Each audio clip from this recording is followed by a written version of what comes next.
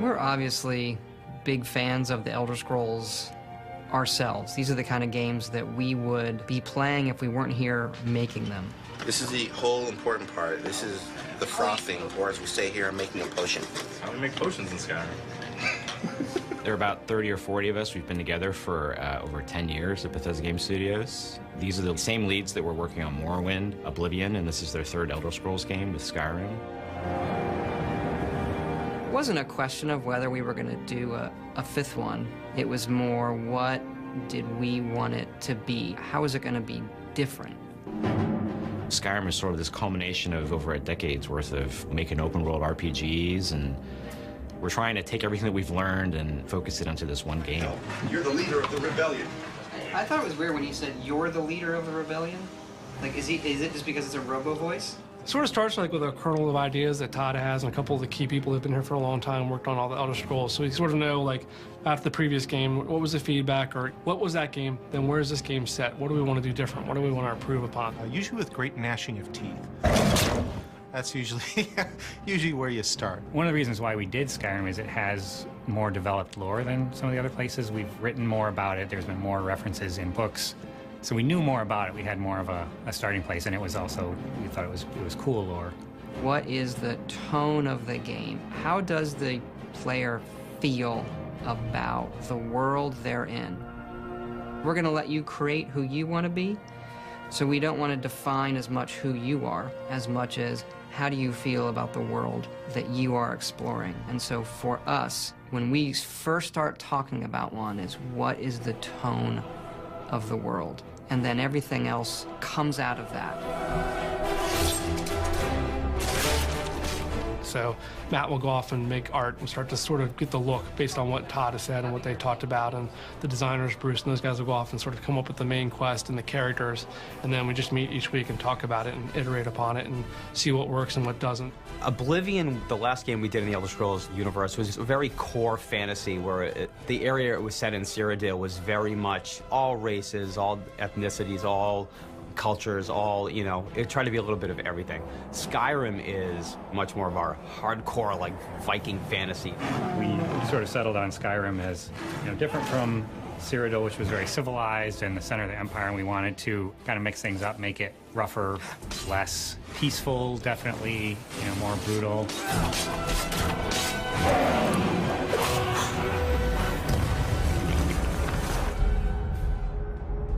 Skyrim starts the way every Elder Scrolls game starts.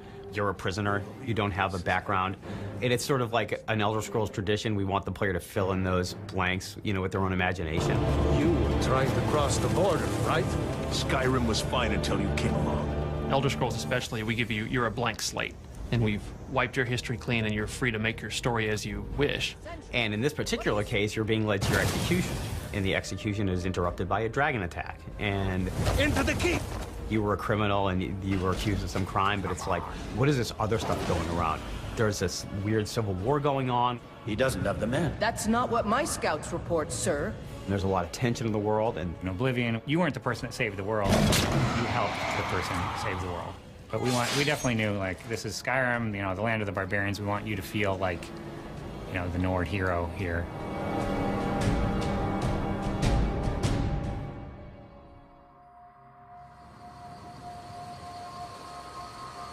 What is it now, Mother? A dragon! I saw a dragon! If you were to look at the PowerPoint way back in the day, dragons was #1 on that list. We are going to do dragons in a way that you've never seen before in any RPG. We haven't had dragons in the Elder Scrolls. We had one in Redguard, but that game is set in the past. And so there kind of becomes these mythical creatures people talk about, but you never quite see. You know, there have been rumors of dragons coming back, and no one has really believed it because, as far as anyone knows, dragons are gone from the world. They've all been killed off, you know, hundreds of years ago. But now here's this dragon. What's that about? The Nords have this god in their pantheon, Alduin. Alduin, who is this, I don't want to say evil, but dark god in the Elder Scrolls lore. He is a dragon. In the ancient times, he sort of ruled over the humans in this part of the world. Alduin's Wall is sort of a history in stone of the last time that dragons were seriously resisted by the human beings of the world. And it tells the story of how Alduin was defeated the first time. And the prophecy goes that he will return and eat the world. Well, that's what happens in Skyrim. And part of what is written on the wall is the player's journey, the player's destiny. And so you start out trying to figure out, you know, what does it have to do with me? Pretty early on, you learn that you're Dragonborn, and so you're trying to figure out, what does that mean? The Dragonborn is someone who has the soul of a dragon, and there hasn't been one in so long. People almost wonder if it's a myth. You don't have a chance! Dragonborn is like, that's something where it gets really kind of metaphysical, kind of, we don't want to define it too much. That's what we do want it to be. Well, how does that work? You show up and you start exhibiting these powers, and people are like, oh my God, could it be true? Is this the Dragonborn? Does this person have the voice, the Thuum, this power of old? And if so, what does that mean? And what it really comes down to mean is anointed by the gods with the soul of a dragon. This is something that, you know, once every few generations you have someone who's born with this ability.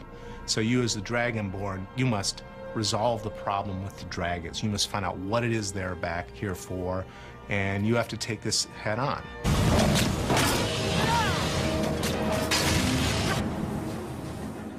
Part of it is a mystery, and then once you have the, okay, this is what's actually going on, then it takes on a more adventurous, less mysterious tone.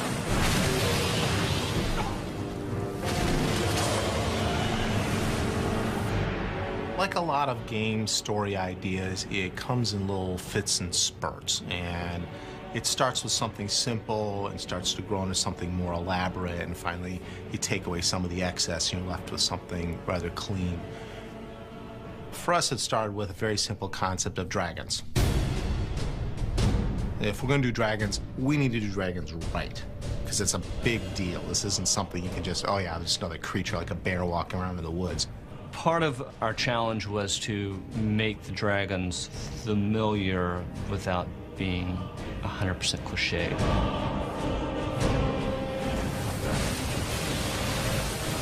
We definitely like them being characters. They had a culture. They may be terrifying and they may be brutal, but they're also sentient and intelligent, and they have a language, and they can speak, and they will speak to you at times. But they also have a sort of distinct sort of Nordic flavor to them. And they're big. We wanted the dragon to feel very majestic, so we were looking at, well, how do eagles soar and that sort of thing. But on ground, we wanted them to be a little bit more primal and reptilian in nature. A lot of it is analyzing real-world analogs. So we'll look at bat footage, we'll look at bird footage. It's trying to research so that we're not making a fantastical creature be unbelievable. It may be a fantastical creature, but it still has to feel like it has weight. It still has to feel like it could exist in this environment. Trying to make dragons feel authentic is, for us, more important than making them feel unique, special, and completely and utterly different. You make the experience of it feel so real that that's what becomes important. The authenticity is what matters most.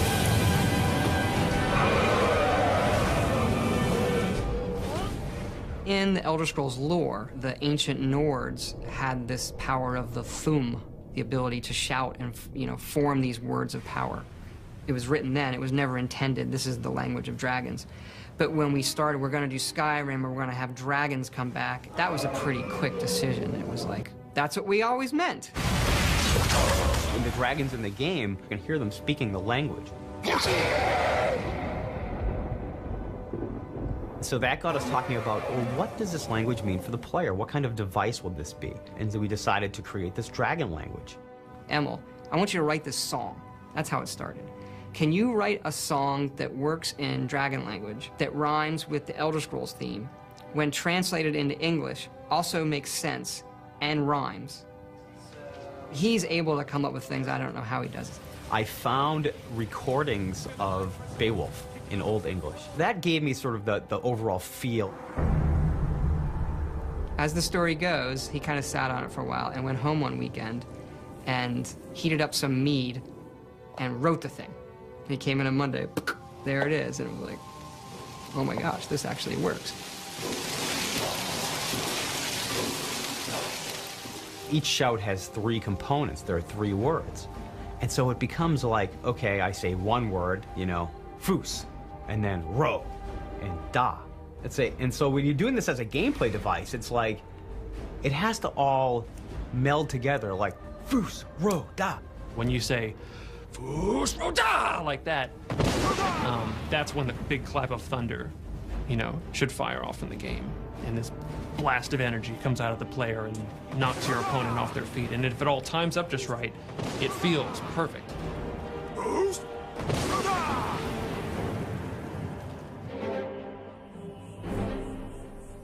You have these walls where you learn the words of power usually, and they are these ancient writings of the Nords who knew the language. One of our concept artists, Adam, come up with like the visual, you know. Todd was directing him. It's like, no, it's gonna look like, you know, if the dragons had clawed it into the stone. So it's very jagged looking. And he decided, well, all right, the dragon has this many claws. It probably uses its thumb claw as like a rotation point. And then he started sketching out different scratch patterns, and eventually that became the language.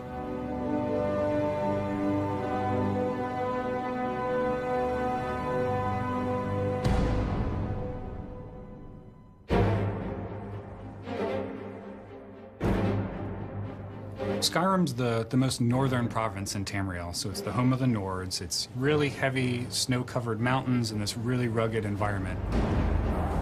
Really one of these like large, craggy features that erupt out of the ground, giving you these kind of dramatic, sheer visuals and vistas to walk and travel through.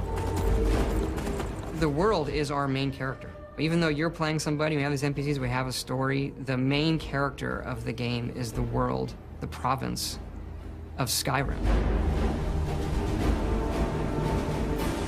So the world in this region really defines the entire look of the game.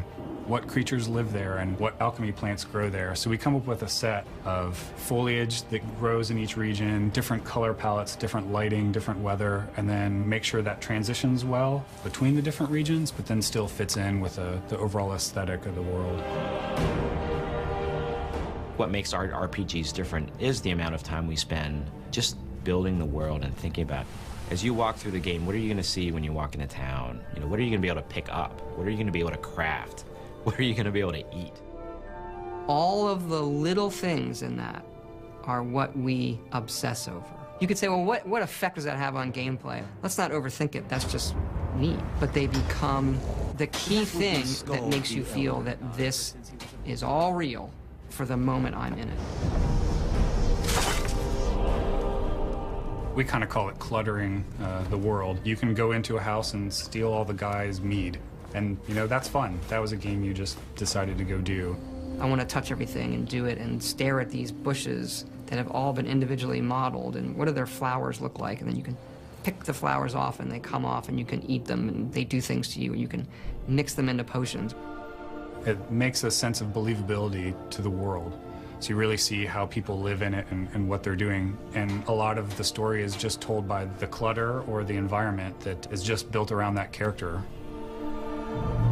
There is so much stuff in the game. It is an orders of magnitude larger and has more things in it than we've ever done. It's not enough for us just to create one large city. We're going to do 5. It's not enough for us to do a few farms or a few places of interest. We're going to do 500 hand-placed things for you to look at in the world. And we're going to keep adding. We're going to keep playing. We're going to keep adding. We're adding up until the end. When you come out of that first dungeon and you see this huge open valley of pine trees and clouds and these giant mountains like we haven't been able to do in any previous Elder Scrolls game, that part is really special. That's kind of the first part where we're like, yeah, that's what Skyrim's all about. This big, huge, rugged, open world, and you can kind of go wherever you want in it.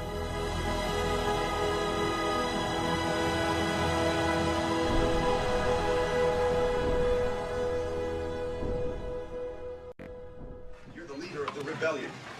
If they capture you, oh gods, where are they taking us? Yeah, did you see that, Josh? What is Oh,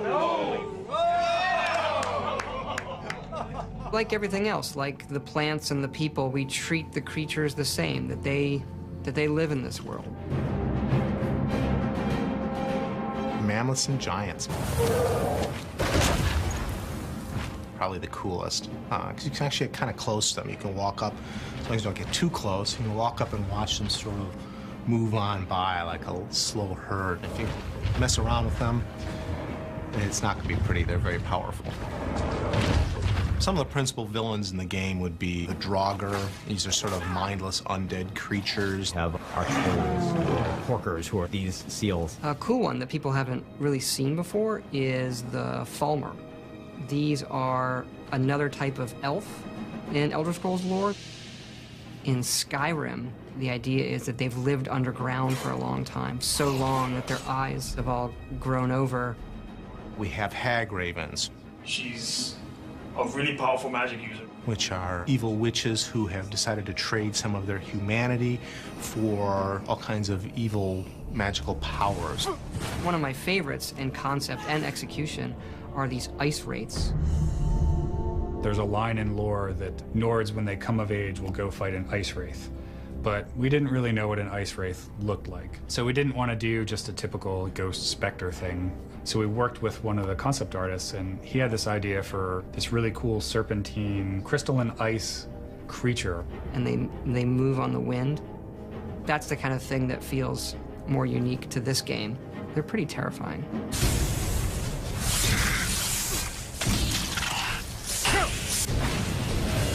I think combat is a really, really tricky thing in a game like this. You want to make you, physically, the player who bought the game, feel like you're getting better, but more so that the character on the screen that you are playing is getting better at it.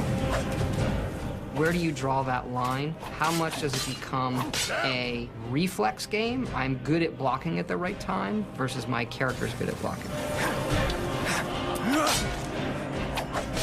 Look at combat in a big way.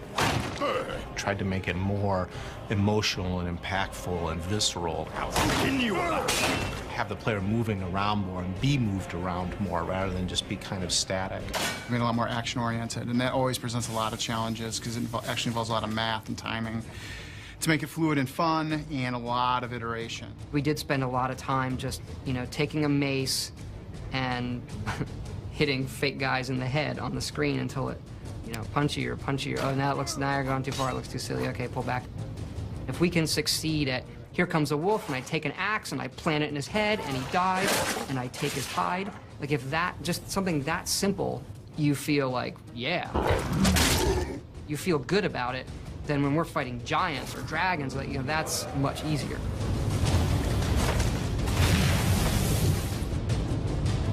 I might switch to camera move on this one, though. And we looked at the visual experience. The visual experience for us needed to be more immediate, needed to be more like I'm there in the world. For certain kill moves, you're going to see that the camera's going to slow down, pop into third person. There's a lot of fun. I think you're bleeding. Going to some cinematic perspective quickly and watching your character do something really cool. We wanted you to be able to see the sword shoved through their torso and come out the back like I'm being a real badass. Like I'm going to slaughter people, creatures, whatever is out there, I'm going to slaughter it. Tim Lamb had my favorite name for it, which was Violens. Cinekill was the other one. So we had all these different names. I mean, any month there was a different name. So I think this month's name is Kill Cam, and I don't think we'll change it. We're getting toward the end. That's Claff the wizard. He's dual wielding. The key to combat in Skyrim is being able to wield weapons and spells in both hands. So that's a new thing for us. One of our big mantras going into the game is you are who you play. And a lot of that is, what are you going to put in your hands? Dual wielding now means, well, I can have a spell in this hand and a sword in this hand. Or I can have a spell in this hand and the same spell in this hand. And what does that do? Oh, guess what? It does something even more powerful. And so that all plays into how the combat plays out.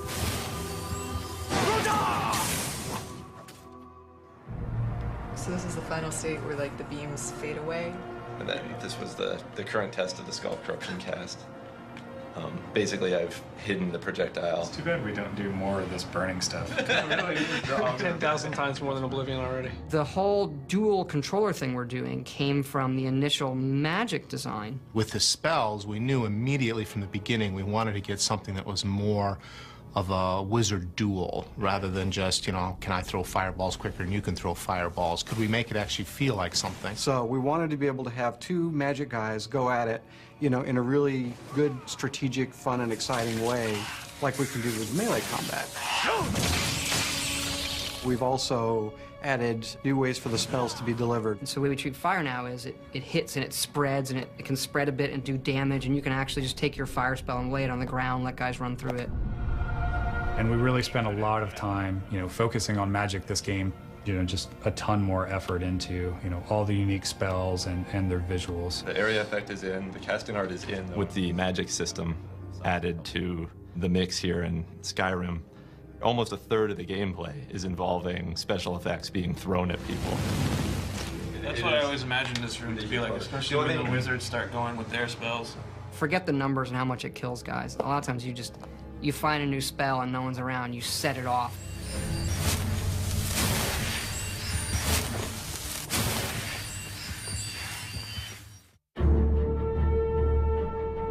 Your damage resistance is determined by your armor and your perks and other stuff that might fold into that. So in this case, admittedly, the player will have to trust that we are doing what we say we are doing.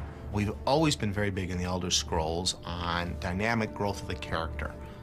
Every single one of our games in the series has had this idea that when you do something, you get better at it. In Skyrim, the game adapts to what you're doing. That was one of the reasons why we got rid of classes. I won't leave Skyrim alive! And you decide what your character is just by going out and doing that stuff. Depending on, you know, what weapon you're using and, you know, whether you do any damage, you're going to get a certain amount of skill usage, and then that's going to build up until you reach that threshold, and then your skill will increase. At that point, once you've increased enough skills, then you level up. You know, same thing with wizardry. Start casting spells, you'll get better at casting spells. So in an ideal environment, you don't have to think about what it is you're trying to do. You're not watching to see, oh, how can I make my character do this or that? You just play.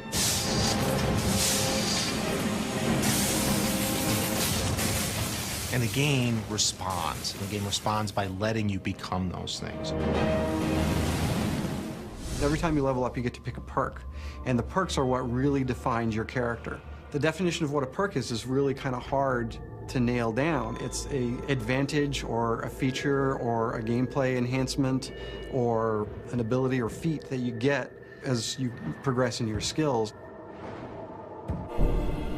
You can actually play the game for a while as a warrior character and then decide, I want to start doing magic stuff. And in the previous games, if you really wanted to do that, you probably wanted to start over. Well, in Skyrim, you can start doing it and you suck at it at first. And then eventually, it starts affecting you more, and then you can make up that ground without throwing away however many hours of gameplay you've already done. In Skyrim, we like to say we are what you play, and it sounds like a catchphrase or whatever, but it really is true. Who do you want to be? The game is going to have some outlet for that. So on some level, we get ourselves in trouble by trying to make the ultimate fight dragons game, the ultimate be a warrior game, the ultimate mage game, and the ultimate thief game, and the ultimate assassination game, and the ultimate I'm picking plants. You know, all of these kind of different styles we want to pay off. Skald supports Ulfric's rebellion, and he doesn't like having a couple of old legionnaires living in his town. Be responsive to things the player does. When you do something in the game, we want the game to recognize it and respond appropriately to you. Did I see you talking to Sven? Maybe not. Maybe... Never mind. But I would stay away from him if I were you. How does that AI tie into a story? Like, how do I get quests from them? How do they become my friends? What will they do for me? What can I do for them? That kind of stuff. Sometimes it's as simple as having a guard in a city comment on the things that you've done. Get your thieving hands off that! Off to Bleak Falls Barrow with you. The Jarl is not a patient man. The game has now responded to something you've done in a way that makes sense and feels like the natural world. You have no idea how much data is in this game. Here are some staggering numbers. There are 31 quests in Fallout 3. In Skyrim, there's 244 of these. Things like collecting dog tags, delivering books, things that we do as objectives right now. And a lot of these repeat because they're radiant. The game is insanely big. Every Elder Scrolls game has its main quest. And the main quest in Skyrim is unraveling the mystery of the Dragonborn, and so that is definitely your heroic path. I think I've found someone who can help you with your dragon project. For us, when we make a good story, we know we've done it when the player is the agent. Yes, I could use someone to fetch something for me. Well, when I say fetch, I really mean delve into a dangerous ruin in search of an ancient stone tablet. If we pose an interesting problem, and then we let the player solve it in whatever way he deems fit, that's going to make the cool, interesting story. If you decide not to do the main quest, there are different quest lines. My favorite quest line is the Dark Brotherhood quest line. The Dark Brotherhood is the Assassin's Guild. They do this secret ritual ceremony to summon the Dark Brotherhood. And when you join the Dark Brotherhood, you're one of the guys who shows up and goes, who do you need killed? What do you need? I just think that's just really awesome. We have this open-ended simulation. The games sort of offer this word sort of redemption, where, okay, I'm going to play as a bad guy and do all this bad stuff. I'm going to join the Dark Brotherhood and, you know, maybe join the Thieves Guild and do scummy stuff. You know what? Then I'm going to do the main quest, which is more honorable. And then because you're put in these situations where you're sort of the good guy, you start to feel like that.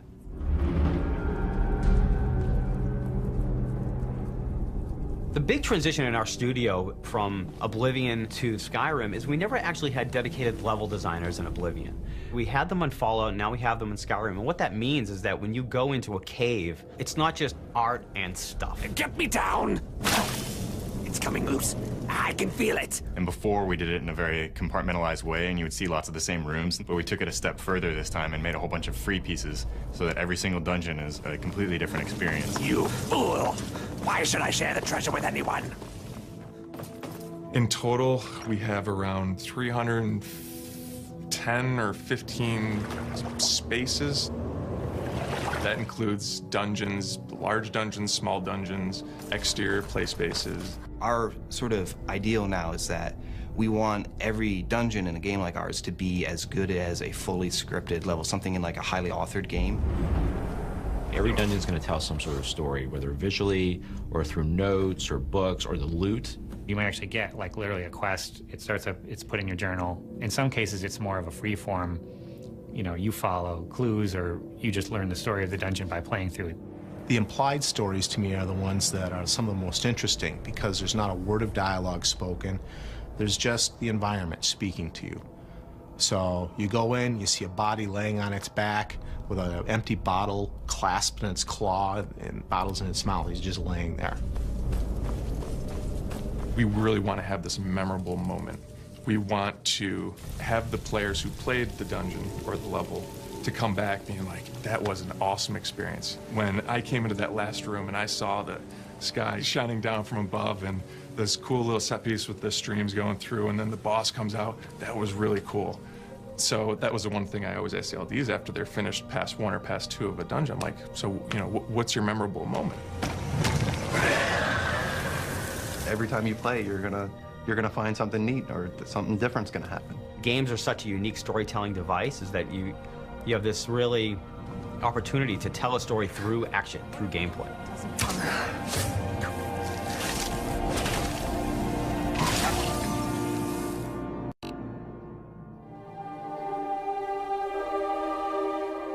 Character animation is something we really wanted to improve upon from our previous games.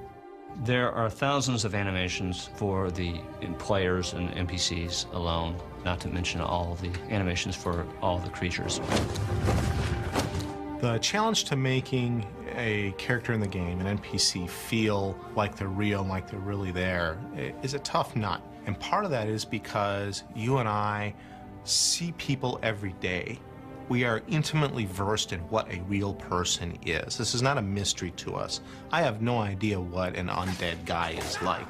So what I need to do to make him feel convincing pales in comparison to what I need to make a person feel convincing. I've got a good feeling about you, and I don't often get good feelings about anything. A warrior knows to trust her gut. Despite advances in our technology, despite a growth in our animation team, our own internal demands to raise the bar has made that time to get even a simple character longer than it has in past projects. The biggest challenge, I would say, is to create a pretty wide-ranging assortment of characters and yet keep them within a normal realm, using as few assets as possible and dealing with any kind of technical issues. It was definitely quite a challenge. The fun times we have are usually the mocap sessions. So you're gonna be the stabby. I typically put Dennis through some pretty painful posing and whatnot, so the next day he'll have like a tough time like moving around. Mocap ready, and action.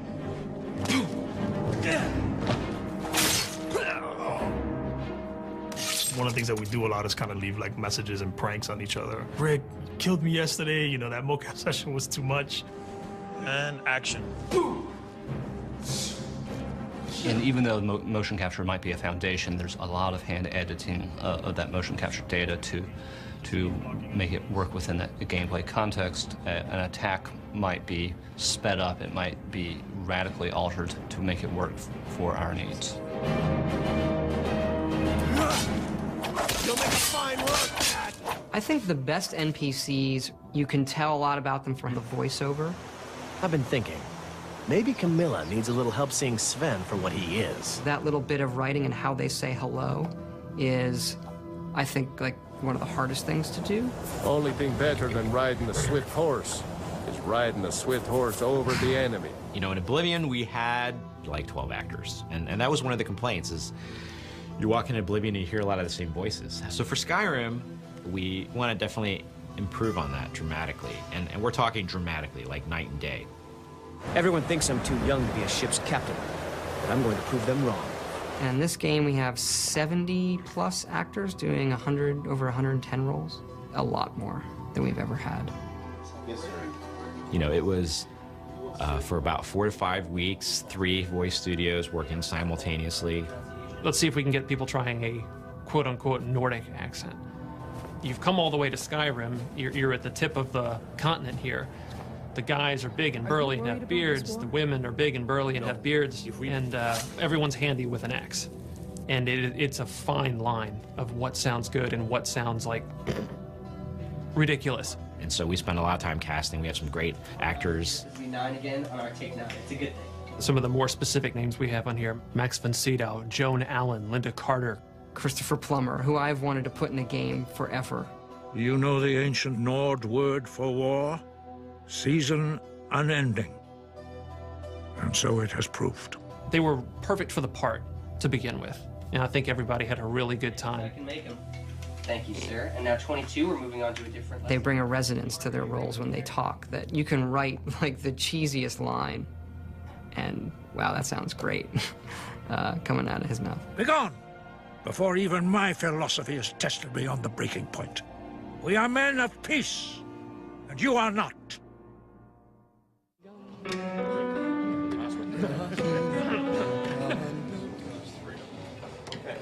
So any questions on the pronunciation?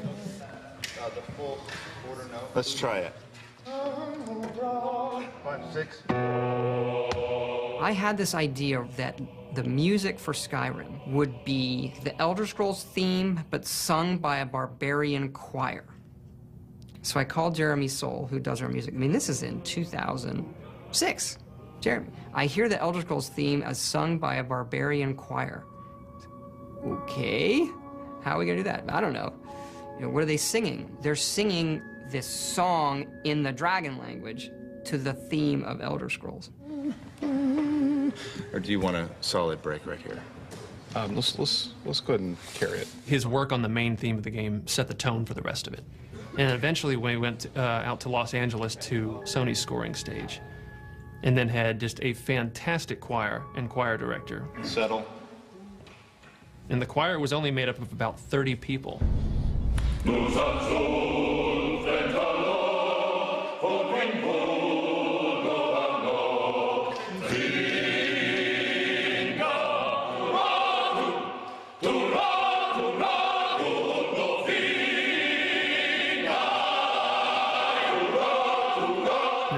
Director would kind of whip them up into more of a frenzy, emphasizing this Nordic feel the whole time. So they're dun dun dun dun dun dun dun dun. You know, you really pound on every downbeat. And what they would do is just do 3 passes on each verse of the song. Now you've got the sound of 90 people singing this thing in this massive hall. You take a break from it, and you come back, you still get the hairs raising on your neck every time they come to the big chorus.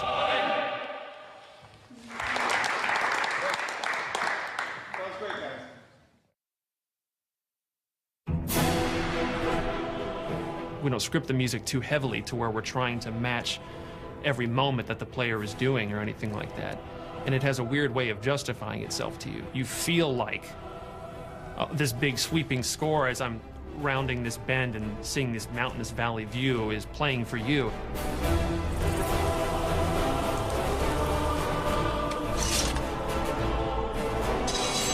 There's nothing satisfying about pulling out a sword with no sound. I kind of debated for a while on whether to try to make them realistic. I tried it. I want people to know that I did try it. Swords don't make that sound.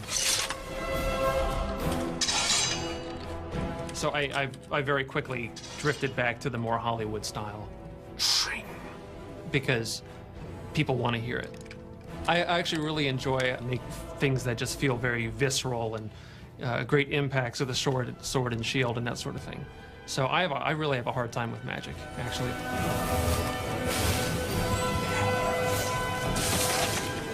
Like a calm spell, say.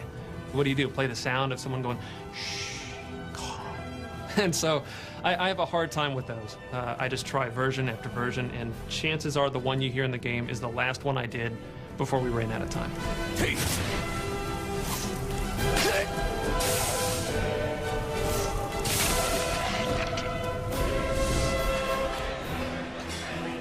Our games are pretty long. They're like 3 to 4 year development cycles. It does feel like we've been working on it for 20 years, to be honest. It takes a long time to make the game. Today I'm hoping to get to some creature balance. I've already started on some wizard stuff. We have the wonderful luxury of being able to take people who've worked with everything we've worked with, who know the kinds of things we want to do, and just start immediately.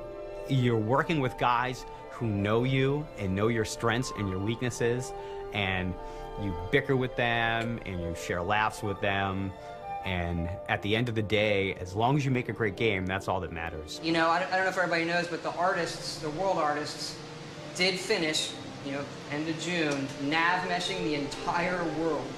Every time I sit down with a meeting with them, you know, every now and then I have to remind myself, I'm like, hey, I'm talking to Todd Howard. He's a pretty cool guy. Todd is very clear on what he wants. He'll walk into a room where we've been working on something and say, nope, should have been like this, or do it like this, or that's just right, instantly. If you enter his office, no matter what the problem is or whatever, as soon as you leave, he'll make you feel like $1 million. He doesn't come out every week and beat you over the head with a 2x4. He's like, you're not working hard enough. He just does that every other week. All of those things that we liked growing up, and the melding of technology and art. Video games, I think, are the ultimate melding of those art forms. Because if you look at a film, they can spend hours rendering one frame, and who cares? And, okay, do that 30 times a second. That's a much trickier problem. And make it fun when I push the buttons. You know, I find that really interesting problem to solve every day.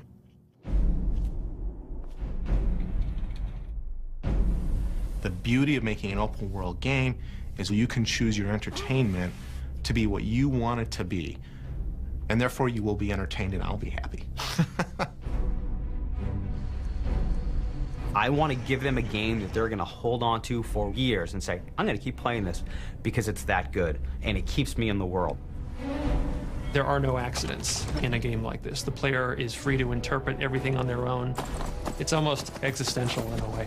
Should I kill that guy because he has some good armor and some treasure I want? how would I feel about killing that guy? You know, that's kind of the holy grail. Forget that it's a video game, but this is an entertainment experience of virtually unlimited possibility, where it's there for you to take it where you want to go. And as you do those things, it will surprise you and reward you for what you're doing.